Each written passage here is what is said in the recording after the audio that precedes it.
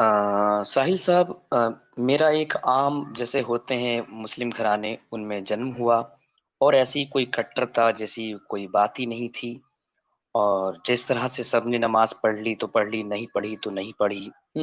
बचपन से ऐसा कोई प्रेशर नहीं था। फिर अचानक से माहौल आता है तबलीग जमात का। तबलीग जमात तो हुँ। घर घर जाके कट्टरता को फैलाती है। और उसी बीच मैं भी तबलीग जमात में गया। और जब गया तो अब ये देखिए, मेरी कट्टरता का तो ये आलम है कि टीवी एकदम नहीं देखना। टीवी का एंटीना जो लग गया, पहले चलता था छत पे लग गया तो शैतान का झंडा लग गया। एकदम पूरी तरीके से अल्लाहू अल्लाहू अल्लाहू। हम्म। और उस दौरान मैं बाकायदा एक मौलवी बनना चाहता था। और मेरी माँ ओहो! थोड़ी सी कम कट्टर थी। हम्म। मैं ज्यादा कट्टर हो चुका था, हालांकि बाद में मेरी वालदा बहुत ज्यादा कट्टर हो गई थी। तो मैं मौलवी बनना चाहता था, लेकिन अम्मी हमारी जो थी तालीम जो देना चाहती थी वो स्कूल की देना चाहती थी। तो मैं रोया और रो रो के बोला कि अम्मी, मैदान हश्र में रोज़े महशर मैं आपका दामन पकड़ूंगा, कहूंगा कि या अल्लाह, मेरी इस माँ ने मुझे मौलवी बनने नहीं दिया। तो हुँ। मेरे ऊपर 3 बार किस्मत मेहरबान हुई है, कुदरत मेहरबान हुई है। एक तो ये था कि मैं मौलवी नहीं बना। हुँ, वरना तो आज कैसा आहा! मौलवी हो सकता था, किस तरह का। लेकिन अगर मौलवियत के बाद मैं एक्स मुल्ला होता और एक्स मोमिन होता तो शायद और ही कुछ बात होती। खैर बहरहाल, तो इस्लाम को जो छोड़ने का असर ये ऐसा नहीं होता कि रात को सोए और सुबह को एक्स मुस्लिम हो गए। या एक पॉइंट सामने ऐसा आया, दिल टूट गया। हम जिससे बहुत बहुत प्यार करते हैं, उसकी हज़ार-हा बुराइयों को माफ़ करते जाते हैं। आजकल मैं हुँ। देख रहा हूँ जितने भी यहाँ पर आ रहे हैं सुनने, उनके दिमागों तक बातें पहुँच रही है और उनके दिल तक भी घर बना रही है, लेकिन इस्लाम की रस्सी इतनी मज़बूती से पकड़े हुए हैं कि छूटने का नाम ही नहीं ले रही। तो मुझे लाइफ़ का पहला एक झटका लगा था। फिर इस्लाम थोड़ा-सा कम प्रैक्टिस में आ गया मेरी, तो शायरी का शौक था। और मैंने, यार एक गीतकार बनना है, गाने लिखने हैं। मुंबई आ गए और 2005 की बात है। और कोई जानता नहीं था मुझे और मेरे पास पैसे भी उतने नहीं थे, तो फुटपाथों की ज़िंदगी गुज़र रही थी। लेकिन उस वक़्त भी फुटपाथ पर भी मैं रोज़े बराबर रख रहा था। और हुँ। एक दिन ऐसा हुआ कि मुझे भूख लगी, खाना नहीं था। और रोज़े के बाद इफ्तार पे खाना ना मिले कैसा रहेगा, कैसा लगेगा? तो एक शख़्स गेरुआ कपड़ों में आया, उसने मेरे आगे पराठे किए। तो जब पराठे किए मैं देख रहा था, मैंने, यार ये तो काफ़िर है, ये तो जहन्नुम में जाएगा और मैं इसके हाथ का कैसे खा लूँ? ये तो मेरी नेकियाँ छीन लेगा, आज का रोज़ा इसी के हुँ। नाम हो जाएगा। ये सारी बातें चली, चली, चली, लेकिन भूख तो अब जब अपने शबाब पर होती है तो इंसान इंसान को भी मार के खा जाएगा, है ना? हुँ। तो मैंने खा लिया, लेकिन कई दिन तक मैं सदमे में रहा, ये मुझसे क्या हो गया, क्या नहीं हुआ?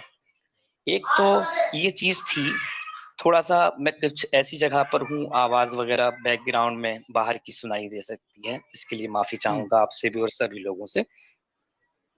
तो एक वाक़या ये हुआ, ये घटना बीत गई। फिर हुआ ये कि एक लड़की से मोहब्बत हो गई, उससे शादी ओहो! करना चाहता था। तो हुँ, हुँ। उसने कहा कि मेरे लिए तुम 10 दिन जान देने की बात करते हो, क्या मेरे लिए तुम 10 दिन नहीं दे सकते? मैंने, जी कैसे? हुँ। विपश्यना में चले जाओ 10 दिन के लिए, मेडिटेशन करो। और उसमें कोई अल्लाह भगवान की कोई बात नहीं बताई जाती। आपके आप तो चाहे वो जो हिंदू, मुस्लिम, लड़की थी सिख, ईसाई। इमरोज़ जी। भाई, आई एम सॉरी मैं बीच में कुछ सवालात मेरे होंगे तो मैं आपसे पूछ लूँगा, I am sorry for that. वो जो लड़की थी जिससे आपको मोहब्बत हुई, आप शादी करना चाहते थे, वो मोमिना थी या नॉन मोमिना थी वो? नॉन मोमिना थी सर। मोमिना तो अच्छा। इतनी अच्छी राय दे ही नहीं सकती कभी, कि तो आप नॉन विपश्यना में मोमिना चले से जाओ, आप आपको मेडिटेशन। मोहब्बत कैसे हो गई? नॉन मोमिना से तो मोहब्बत और शादी तो आप कर ही नहीं सकते। जी, बिल्कुल। और देखिए, उस जब माहौल सबसे बड़ी चीज़ होती है, जो हमारे हिंदुस्तानी मुस्लिम है ना, तो हिंदुओं के बीच में रह रहकर ये भी सेकुलर से हो गए, काफ़ी सेकुलर हो हुँ। गए। तो जब मुंबई जो फ़िल्म इंडस्ट्री तो बहुत सेकुलर है, और उससे पहले मैं कुछ मेडिटेशन सेंटर, कुछ जगहों पर आता-जाता रहता था। तो ऐसे से मुझे बड़े प्यारे-प्यारे काफ़िर मुशरिक मिल चुके थे और फिर उस बीच वो फ़ेसबुक पे टकराई, ये फ़ेसबुक लव था जिसका हुँ, मतलब एंड अच्छा ही नहीं होता। तो उन्होंने कहा कि आप चले जाइए, तो मैं वहाँ गया और वहाँ जाकर जो मैंने देखा उन 10 दिनों में मैंने यार असली इबादत तो ये है, इनके पास तो कोई खुदा भी नहीं है। आपने हुँ, मेडिटेशन किया तो वो चेहरे पे वो रंग, रूप, वो नूर दिखना चाहिए। यहाँ तो नमाज़ पढ़-पढ़ के माथा काला हो जाता है और यहाँ तो एकदम अलग ही निखार, ऐज भी 5 साल कम दिखने लगी, ये क्या? मैं वहाँ से आया, एक बार और गया, फिर ख़ैर वो लड़की लाइफ़ में नहीं रही, लेकिन हुँ, एक फ्रेंड के रूप में आज भी कभी-कभी बात हो जाती है। तो मैंने उनको गुरु देवी का दर्जा दिया, आपकी वजह से मैं इस मकाम पर पहुँचा। लेकिन फिर जब साहिल साहब लॉकडाउन लगा, हुँ, लॉकडाउन ने काया पलट दी। मैंने सोचा कि यार सबका सच लिखना चाहिए, जो भी है अपना हिंदुओं ने मुस्लिमों का लिख दिया, मुस्लिमों ने हिंदुओं का, सिखों ने उसका, ईसाइयों ने उसका। एक सच ऐसा सबका हो और कि किताब से नहीं होगा, क्योंकि हुँ, किताबों से किताबें तो हज़ारों बार लिखी और लिखी जाती रहेंगी। मेरी आँख से जो दिख रहा है, हिंदू, मुस्लिम, सिख, ईसाई, जैन, बौद्धिस्ट जो भी हैं, ये अच्छे हैं या बुरे हैं, ये मुझे इनकी किताब से क्यों जानना? मेरे सामने जैसे हैं, ज़ाहिर-सी बात है, इनके पीछे शिक्षा-दीक्षा सब कुछ वैसा ही है, वैसे ही आउटपुट हुँ, है। तो मैंने लिखना शुरू किया, 10-12 पेज लिख डाले मैंने। मैंने शुरू का था वो लिखा ईमानदारी से, उन वक़्त सुशांत सिंह की मौत हुई थी। और मैंने जो था डाला तो मुझे हिंदू मेरे ऊपर चढ़ के आ गए काफ़ी। मैंने यार ऐसा हुँ, क्या कह दिया? तो ये तो कुछ गलत कह दिया क्या मैंने? यार मैंने तो पूरी ईमानदारी से लिखा था, फ़ेसबुक पे पोस्ट किया था। उसके बाद फिर मैंने एक पोस्ट और की, फिर मुसलमान चारों तरफ से आ गए। उस वक़्त मुसलमान खुश हो रहे थे। लेकिन यहाँ हुँ, पर आ गए और वो मैसेंजर पे गालियाँ, बदतमीज़ियाँ, कहाँ रहता तू? वो अपना एड्रेस दे, जाहिल कहीं का। मैंने यार हिंदुओं ने क इससे ज़्यादा सख्त तो मैंने हिंदुओं को बोला था, इतना सख्त तो हुँ, इनको बोला भी नहीं है।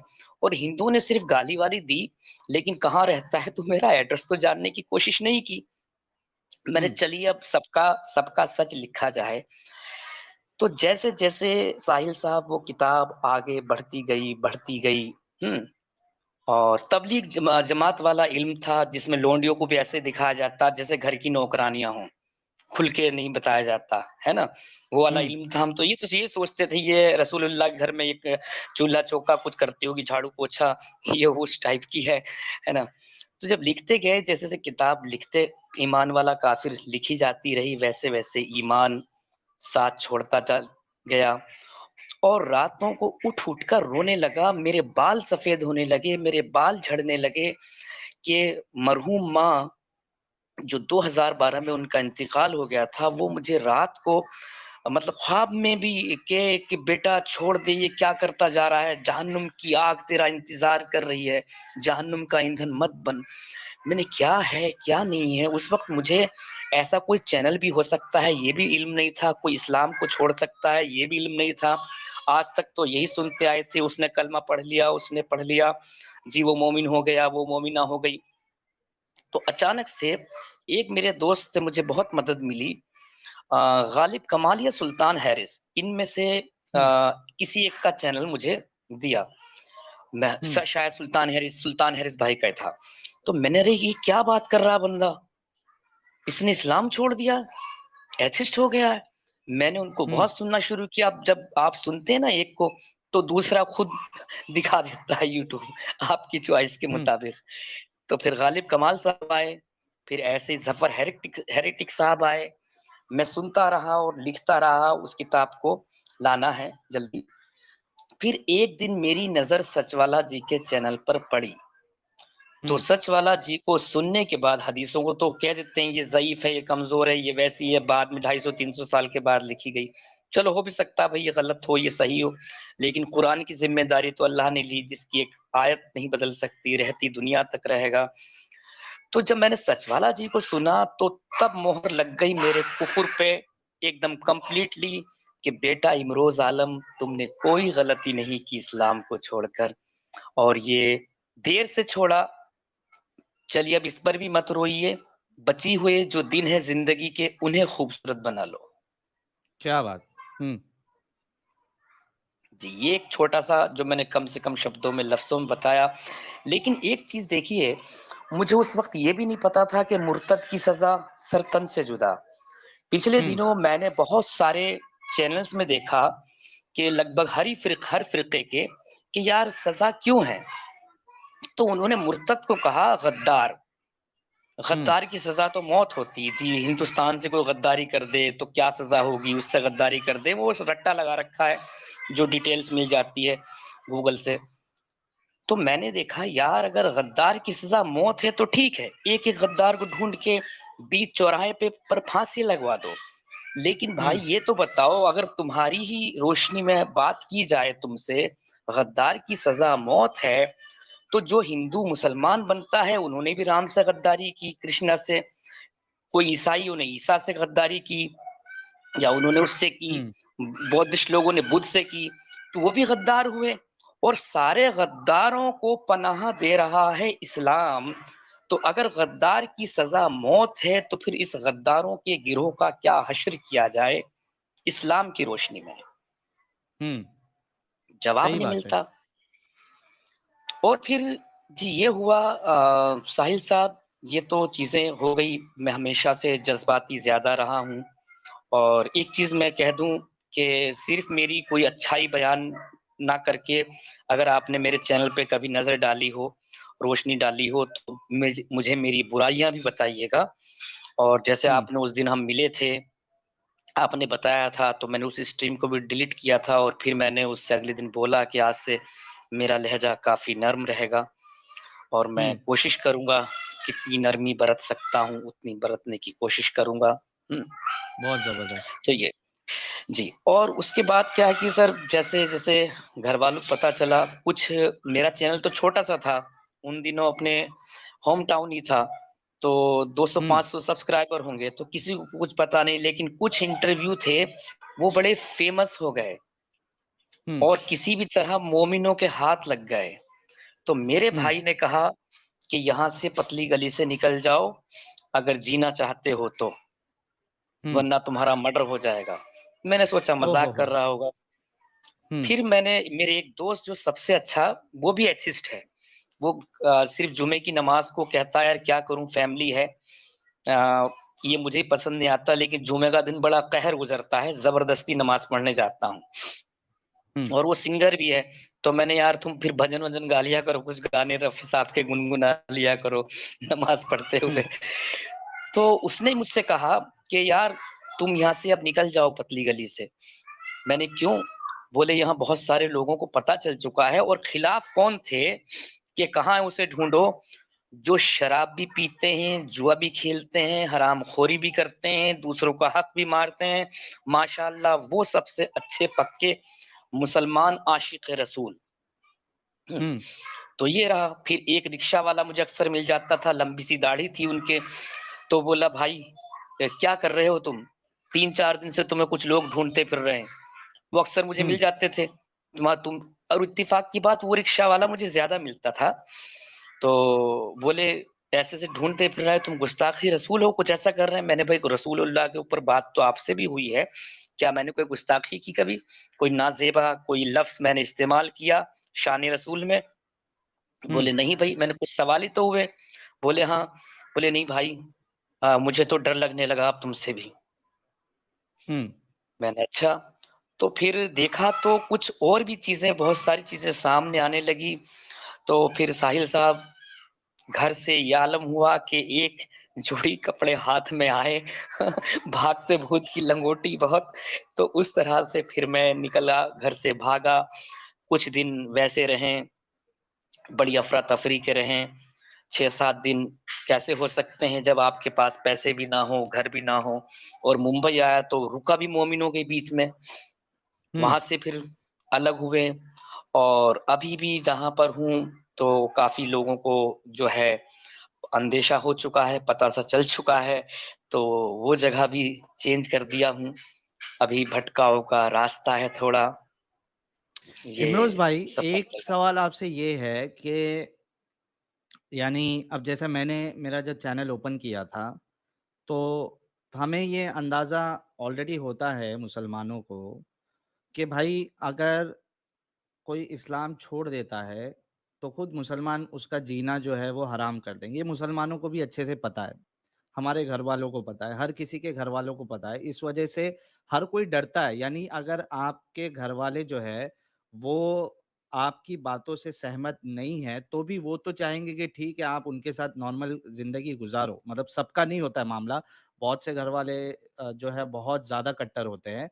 लेकिन जो घरवाले आपको भगाना नहीं चाहते, उनको भी ये पता होता है कि अगर लोगों में ये बात फैल गई, मुसलमानों में, मोहल्ले में, मस्जिद में, तो खुद मुसलमान जो है वो आपको जीने नहीं देंगे। ये हर किसी को पता होता है और यही वजह है कि हिंदुस्तान में या पाकिस्तान में कोई भी एक इंसान या एक्स मुस्लिम जब वो अपना एक्टिविज़्म स्टार्ट करता है, चैनल ओपन करता है, तो वो अपना चेहरा नहीं दिखाता। अभी हमारे वहाँ भी कई लोगों के चैनल हैं जो अभी तक उन्होंने अपना चेहरा नहीं दिखाया, बल्कि कई सारे लोग ऐसे हैं जो अपनी आवाज़ भी नहीं असल आवाज़ भी नहीं सुनाना चाहते, वो वॉइस चेंजर यूज़ करते हैं, ठीक है?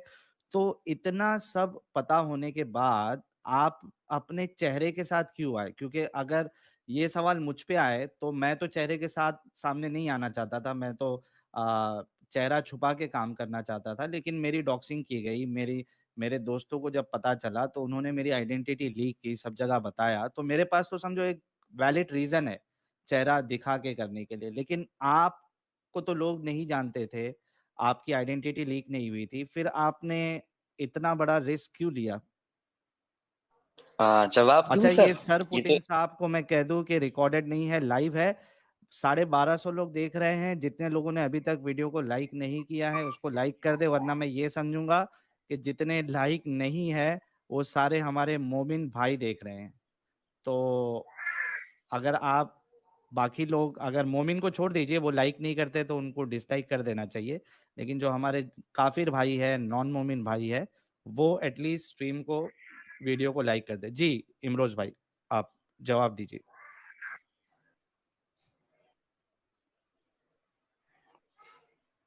जी सर। 1 मिनट, एक कॉल। हाँ, आवाज़ आ रही है साहिल भाई? जी, जी, आ रही है, आ रही है। हेलो। आपको ये तो पता ही मेरे इमोशंस एक पागल की हद तक के हैं। मैंने अपना चेहरा हुँ, क्यों दिखाया? इसमें रीज़न 3 लोग हैं जिनमें से एक आप भी हैं। ओके। वजह, जिस दिन आप इंडिया टीवी पर आए थे, समीर हुँ, भाई, आप और परवीन दीदी, है ना? हुँ, तो जब आप लोग आए, मैंने देखा, मैंने यार अब इनका क्या होगा? अब इनका होगा क्या? ये तो मार दिए जाएँगे।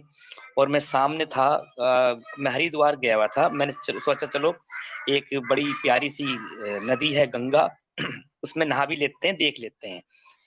तो हुँ, वहाँ से जब मैंने आप लोगों को देखा तो मैं कहते हैं ना जब आँख में आँसू आए, तो मुँह धो लेना चाहिए। तो मैंने हुँ, उसको देखते हुए प्रोग्राम को मुँह धोया ताकि मेरी आँख के आँसू दिखे ना। फिर मैंने अगले दिन वो वीडियो आज भी पड़ी है, इंडिया टीवी पर जब लोग आप लोग आए थे, उस दिन मैंने एक छोटी-सी वीडियो बनाई और मैंने ये लोग अकेले क्यों मरें? मरना है तो एक हुँ, चौथा मैं क्यों नहीं हो सकता? तो हुँ, वो जज़्बात में मैंने फैसला लिया था। ओके। जज़्बात में फ़ैसला जी। लिया था आपने, लेकिन आपके ऊपर मुश्किलें जो है वो बढ़ती जा रही है। मैं मेरे जितने दर्शक हैं, उनसे ये रिक्वेस्ट करना चाहूँगा कि और ख़ास करके जो मुस्लिम एक्स मुस्लिम्स बनते हैं, आप सभी से गुज़ारिश है कि आप लोग अगर एक्टिविज़्म करना चाहते हैं, तो अभी ऐसा माहौल नहीं बना है हिंदुस्तान में। हमारी ये कोशिश है कि वैसा माहौल आया जाए कि हम खुले तौर पे अपनी ज़िंदगी गुज़ार सकें, बिना किसी खौफ़ के, बिना किसी जान के खतरे के। ये हमने एक अपने ऊपर ज़िम्मेदारी ली है कि मुसलमानों की आँखें खोलना है, ताकि उनके अंदर से ये कट्टरता निकल जाए। लोग अपने घरवालों को इस तरीके से भगा देना या उनका साथ छोड़ देना, ये छोड़ दें। दोस्ती अपनी ना ख़त्म करें। तो ये तो हम कर रहे हैं, लेकिन जब तक आप अगर एक्स मुस्लिम होते हैं, तो आपने अपना सिचुएशन खुद असेस करना है, आपने देखना है कि आपके घरवाले कितने कट्टर हैं, कितना आपके ये डिसीज़न को वो लोग एक्सेप्ट करेंगे या नहीं करेंगे, आपके मोहल्ले वाले कैसे हैं, आपके दोस्त कैसे हैं, ये सब चीज़ देखकर फिर आपको फैसला लेना है कि आपको अपने घरवालों को अभी फ़िलहाल बताना है, आपके दोस्तों को बताना है, नहीं बताना है। आप खुद ज़िम्मेदारी आपको लेनी पड़ेगी, ऐसी ज़िम्मेदारी कि उस वजह से आपकी ज़िंदगियाँ जो है वो रिस्क में ना आए। तो ये मेरी सभी लोगों से गुज़ारिश है। ख़ैर आगे बढ़ते हैं इमरोज़ भाई, आपने अपनी जी। कहानी बताई। ये बताइए कि अच्छा एक चीज़ और जी, को जी, बोलिए। जी, प्लीज़ आप बोलिए। जी, कहिए, कहिए। अ, अच्छा मैं ये कहना चाह रहा था, ये मोमिन होते कैसे हैं? माँ तो रही नहीं थी, बहन की शादी होनी थी और मेरी जो भी गुंजाइश थी, मैंने वो सब कुछ किया और जिनसे शादी होने वाली थी, तो सब खिलाफ थे उस शादी के घर में उसमें। तो मैंने उनसे सिस्टर से कहा था देखो, ये लाइफ़ तुम्हें जीनी है। हालाँकि वो कज़िन मैरिज थी, ये वादा मैंने उस वक़्त किया था जब मैं मोमिन हुआ करता था। वो हो गई, हुँ, खुश रहे अपनी लाइफ़ में। तो मैंने उससे कहा था कि देखिए ये ज़िंदगी तुम्हें गुज़ारनी है, चाहे किसी से भी शादी करो तो मैं सिर्फ़ 2 ही बातें पूछूँगा, वो इंसान हुँ, कैसा है चूँकि अच्छा-बुरा हर जगह पर मिलेगा और फिर वो हुँ, काम क्या करता है, बिना पैसे के जीवन नहीं चलता, प्यार-व्यार कुछ नहीं होता लाइफ़ में, ठीक है? हुँ, तो फिर उस शादी के लिए मैं आगे बढ़ा और उन्हें भी ताकत मिली, हिम्मत मिली, वो लड़का मुझसे रोज़ बात करता था। हाँ, कुवैत में रहता था और मेरी जो हिम्मत थी, औकात थी, मैंने वो किया और ये देखिए हमारे पापा इतने खिलाफ थे, उन्होंने कहा था कि बारात भी यहाँ नहीं आएगी। हाँ, उस लड़के के, तो हमने हुँ, शादी अपने मामा के यहाँ से रखी, तय की।